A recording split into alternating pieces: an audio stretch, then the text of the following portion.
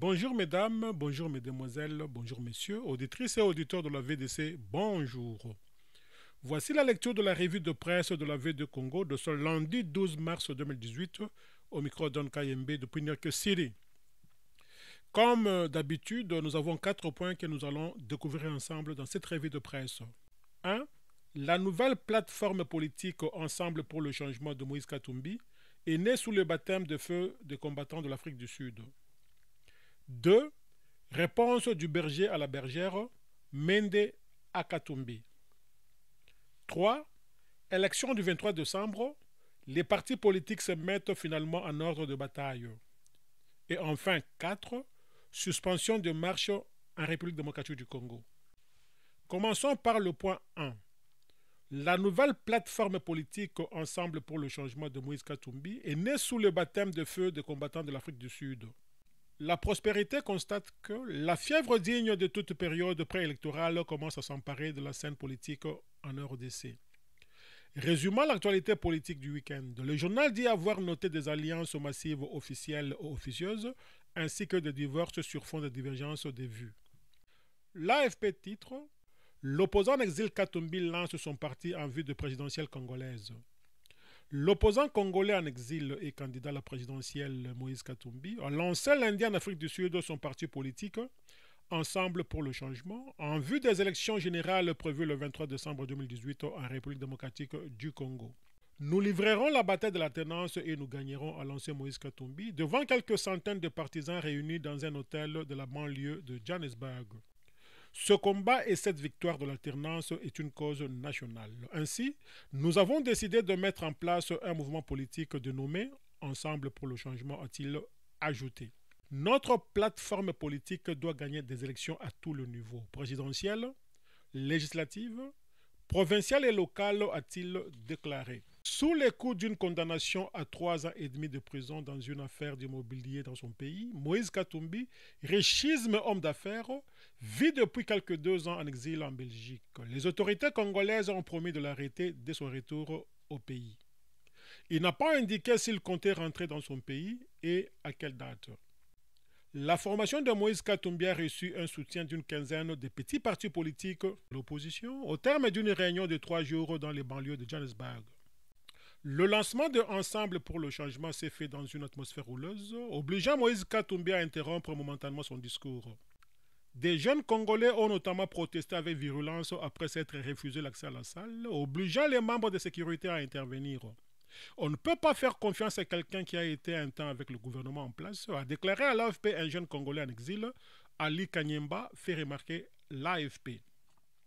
RFI, dans le même registre, titre RDC, lancement d'un nouveau mouvement politique pour soutenir Moïse Katumbi. C'est officiel depuis ce lundi matin, un nouveau mouvement politique est né en RDC. Il s'appelle Ensemble pour le changement et est reconnaissable à son logo. Deux mains seraient l'une contre l'autre, sur un fond bleu, rouge et jaune, les couleurs du drapeau congolais. Moïse Katumbi a ensuite déroulé son programme de gouvernance. Il promet de mobiliser 100 milliards de dollars pour relancer la République démocratique du Congo. Un mouvement sans UDPS et l'UNC, constate RFI. Le grand absent de cette nouvelle plateforme de l'opposition, c'est l'UDPS. Pour l'instant, en tous les cas, puisque selon Moïse Katumbi, cette plateforme est ouverte à tous. Il n'est pas impossible donc que d'autres partis politiques comme l'UDPS y adhèrent, même si effectivement, au sein de l'UDPS, certaines personnalités souhaitent que Félix Tshisekedi soit leur candidat et ils les font voir. L'UDPS doit tenir dans les semaines à venir son congrès. C'est donc à ce moment-là que sera véritablement décidée la stratégie à adopter. Quant à l'UNC de Vital Kamerhe, le parti prévoit une alliance avec le MLC de Jean-Pierre Bemba. Le MLC qui a annoncé une autre alliance avec le Palou d'Antoine Gizenga.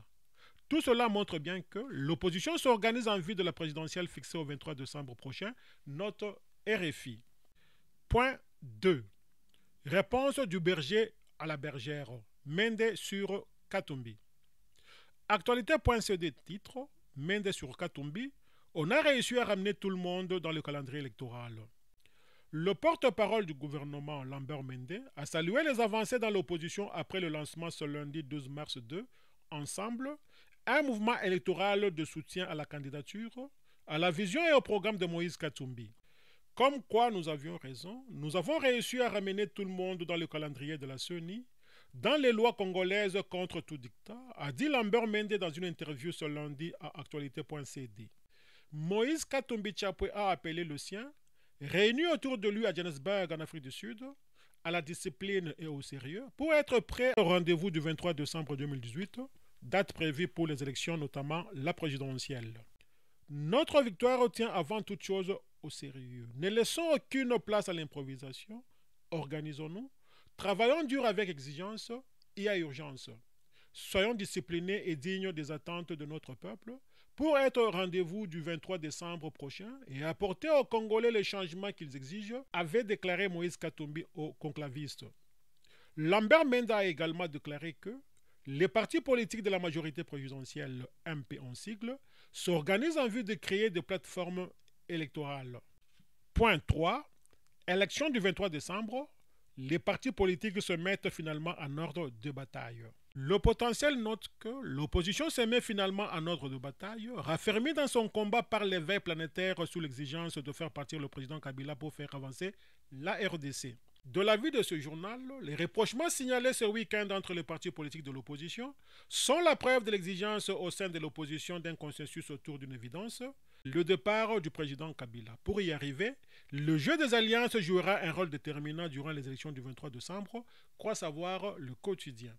Sous le titre « En perspective des élections du 23 décembre 2018, la majorité présidentielle continue à séduire, 30 partis politiques adhèrent. » L'avenir rapporte que la majorité présidentielle est résolument tournée vers les élections combinées du 23 décembre 2018 et se prépare quant à ce, s'étant donné comme objectif de rafler les postes à l'élection présidentielle et aux élections législatives et provinciales.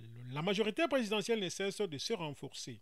C'est en perspective de ces élections qu'environ 30 partis politiques ont adhéré à la charte de la majorité présidentielle. C'était un showbiz dans la commune de la Gombe, ville-province de Kinshasa. Et ce, en présence des membres du bureau politique de la majorité présidentielle que conduisait Obemina Konjalandjoko, secrétaire général de cette famille politique, dont le chef de l'État est l'autorité morale. À l'occasion, ces partis politiques ont signé le procès verbal d'adhésion et sont devenus des partis politiques de la majorité présidentielle.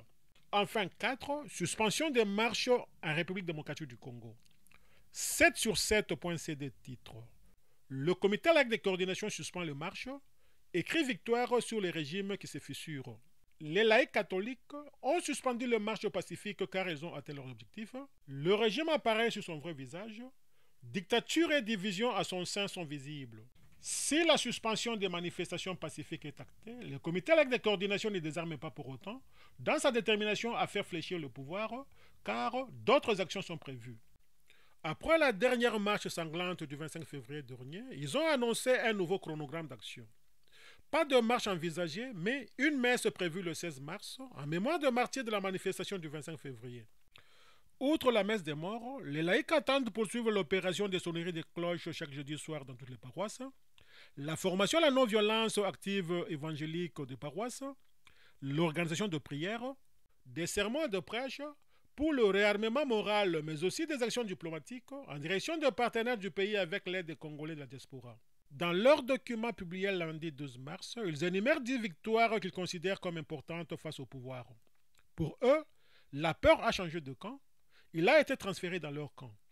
Le pouvoir a commencé à douter, en plus, des fissures apparaissent au grand jour dans leur camp. Autre victoire, c'est le fait que le régime soit mis à nu après s'être caché derrière une démocratie de façade. Déjà, le comité laïque de coordination assure que la victoire finale reviendra au peuple.